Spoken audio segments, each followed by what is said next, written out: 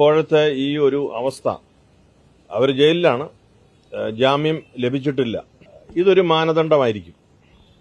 ഇതിനെ അടിസ്ഥാനപ്പെടുത്തിയാണ് നമ്മൾ കാര്യങ്ങൾ നിരീക്ഷിക്കുന്നതും മുൻപോട്ടുള്ള കാര്യങ്ങൾ പോകുന്നതും സ്വാഭാവികമായി. അപ്പോൾ തീർച്ചയായും ഇവർക്ക് ലഭിക്കേണ്ടുന്ന ഒരു നീതി ലഭിക്കാതെ വരുമ്പോൾ പിന്നെ എന്ത് ചങ്ങാത്തം,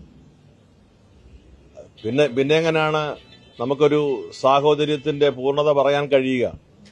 അതുകൊണ്ട് പറയുന്നത് പ്രവർത്തിക്കുക, പ്രവർത്തിക്കുന്നതിൽ ആത്മാർത്ഥത എല്ലാവരും പ്രകടമാക്കുക, ഇതാണ് നമ്മൾ ആഗ്രഹിക്കുന്നത്. അങ്ങനെയല്ല, ഇത് നമ്മുടെ ഏറ്റവും വലിയ കൺസേൺ ഈ സിസ്റ്റേഴ്സിന് നീതി ലഭിക്കണം. നീതി ലഭിക്കുമെന്ന് ഉറപ്പായി കഴിയുമ്പോഴാണല്ലോ ബാക്കി സംസാരം. ആദ്യം അത് നടക്കട്ടെ, അതിനുശേഷം നമുക്ക് ചായ കുടിക്കാം. സുരേഷ് ഗോപി എന്തെങ്കിലും മുണ്ടിയായിട്ട് കേട്ടിട്ടുണ്ടോ? ഒരു പക്ഷേ ഇനി അടുത്ത ആഴ്ച വേണമെങ്കിൽ അതേ ഒരു കിരീടമായിട്ട് വേണം കേരളത്തിലേക്ക് വന്നേക്കാൻ വേണമെങ്കിൽ മാതാവിന് കൊടുക്കാൻ വേണ്ടിയിട്ട്. ഇവരല്ല, ഈ ജോർജ് കുര്യനാണല്ലോ ഏതാനും ആഴ്ചകൾക്ക് മുമ്പ് കേരളത്തിലെ ക്രൈസ്തവ സഭയെ ഉദ്ധരിക്കുമെന്ന് പറഞ്ഞ് കേരളത്തിൽ ഉടനീളം കറങ്ങി നടന്നുകൊണ്ടിരുന്നത്. അപ്പോൾ അദ്ദേഹത്തിന് ആ ഒരു ദൗത്യം ഇല്ലേ? അദ്ദേഹം ഇപ്പോൾ ഈ കന്യാസ്ത്രീകളുടെ കാര്യത്തിൽ അവരെ ജാമ്യത്തിലെടുക്കാൻ ആരും പോയില്ല എന്നുള്ള വിവരത്തിന് അപ്പുറത്ത് അദ്ദേഹം എന്താ ചെയ്തത്? അദ്ദേഹത്തിൻ്റെ ഭാഗത്ത് നിന്ന് എന്തെങ്കിലും ചെയ്തു? അദ്ദേഹം ന്യൂനപക്ഷ കമ്മീഷനിലെ അംഗമായിരുന്നില്ലേ? അദ്ദേഹം എന്താ ചെയ്തിരിക്കുന്നത്? ന്യൂനപക്ഷ കമ്മീഷൻ അങ്ങോട്ട് പോയിട്ടുണ്ടോ? എനിക്കറിയാവുന്ന കാര്യം, കന്യാസ്ത്രീകളുടെ ജാമ്യം തടയാൻ വേണ്ടി സംസ്ഥാന ഗവൺമെൻറ്റും പോലീസും പല രൂപത്തിൽ അവിടെ പ്രവർത്തിച്ചുകൊണ്ടിരിക്കുകയാണ്. മാത്രമല്ല, ഈ പെൺകുട്ടികളുടെ മാതാപിതാക്കളിൽ സമ്മർദ്ദം ചെലുത്തിയിട്ട് ഈ പെൺകുട്ടികളെ കൊണ്ട്, ഈ സ്ത്രീകളെ കൊണ്ട് മൊഴി മാറ്റിക്കാനുള്ള തീവ്ര ശ്രമങ്ങൾ നടന്നുകൊണ്ടിരിക്കുകയാണ്. മുഖ്യമന്ത്രിയുടെ പ്രസ്താവന ഇന്നലെ വന്നതിന് ശേഷം അവിടെ സ്ഥിതിഗതികൾ കൂടുതൽ സങ്കീർണമായിരിക്കുകയാണ്. അതായത് മനുഷ്യക്കടത്താണ്, മതപരിവർത്തനമാണ് ഇവരുടെ ലക്ഷ്യമെന്ന് ഇന്നലെ മുഖ്യമന്ത്രി പരസ്യമായിട്ട് പറഞ്ഞതിന് ശേഷം അവിടുത്തെ അഡ്മിനിസ്ട്രേഷനും പോലീസും വളരെ പ്രതികാരവാഞ്ചയോട് കൂടിയിട്ടാണ് പ്രവർത്തിക്കുന്നത്. എനിക്ക് ഉറപ്പുണ്ട് കേന്ദ്ര സർക്കാരിൻ്റെയും BJPയുടെയും സംസ്ഥാന ഗവൺമെൻറ്റിൻ്റെയും ഒത്താശയോട് കൂടിയിട്ടാണ് അവിടെ ഈ കന്യാസ്ത്രീകളെ പീഡിപ്പിച്ചിരിക്കുന്നത്. അതുകൊണ്ട് ജോർജ് കുര്യൻ യഥാർത്ഥത്തിൽ കേരളത്തിലെ ക്രൈസ്തവ സമൂഹത്തോട് മാപ്പ് പറയുകയാണ് ചെയ്യേണ്ടത്. കഴിഞ്ഞ കുറേ കാലമായി ജോർജ് കുര്യനും സഹപ്രവർത്തകരും കേരളത്തിലെ ക്രൈസ്തവരെ കബളിപ്പിക്കുന്നു എന്നുള്ളത് ഇന്ന് ലോകം മുഴുവൻ അറിയുന്ന ഒരു വസ്തുതയായി മാറി. പരോക്ഷമായി CBCIക്കെതിരെ പറയാനുള്ള സാഹചര്യം എന്തായിരിക്കും? അല്ല, അദ്ദേഹം ഒന്നും നേരിട്ട് പറയുന്നില്ലല്ലോ, പരോക്ഷമായിട്ടല്ലേ പറയുന്നത്. അദ്ദേഹം ഇന്നലെ എന്താ പറഞ്ഞത്? അതായത് നിയമത്തിന്റെ വഴി പോകുന്നു. ആരുടെ നിയമമാണ് ഇവിടെയുള്ളത്?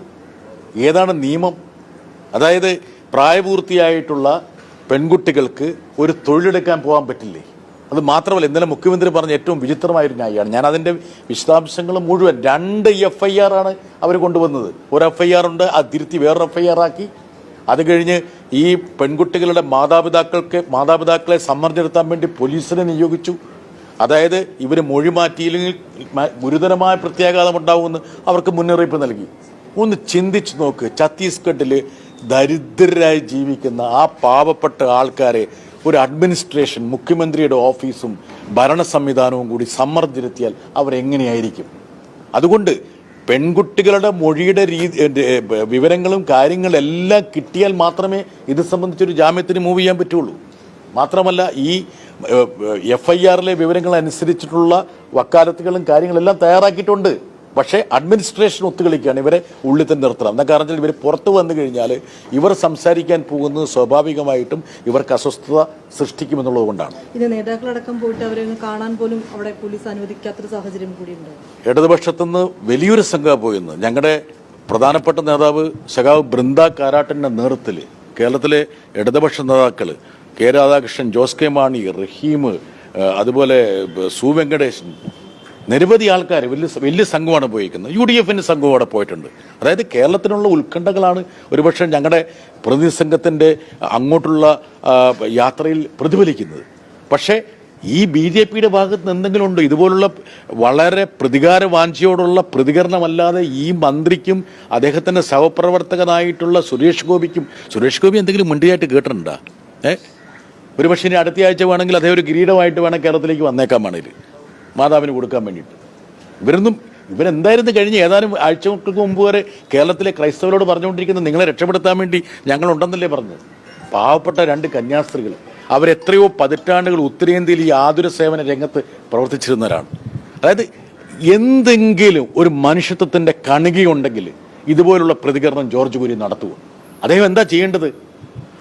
ഒന്നില്ലെങ്കിലും അദ്ദേഹത്തിന്റെ പാർട്ടിയിലെ പല നേതാക്കളും കന്യാസ്ത്രീകൾ നിരപരാധികളാണ്, അവരെ ഞങ്ങൾ മോചിപ്പിക്കും, അവരോട് നീതി പുലർത്തും എന്നൊക്കെ പറയാൻ ആൾക്കാരെ കബളിപ്പിക്കാൻ വേണ്ടിയാണെങ്കിലും പറഞ്ഞല്ലോ.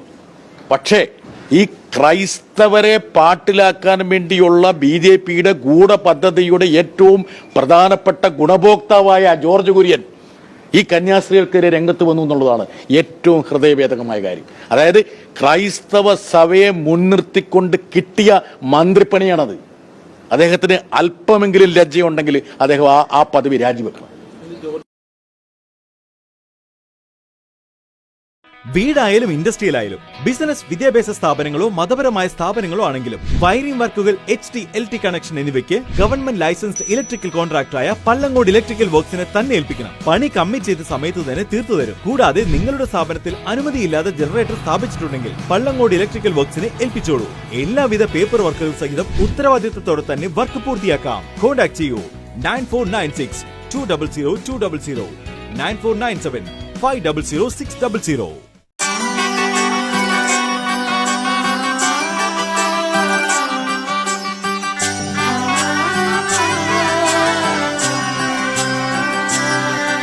ഇവളണിയും പൊന്നല്ലേ, കനവുണരും ദിനമല്ലേ, മൊഞ്ചത്തി പെണ്ണിൻ നിൻ മനം, പെണ്ണഴകിനു മിഴിവേകി എന്നെന്നും നിന്നില്ലേ, മാറ്റേറും പൊന്നിൻ താരമേ.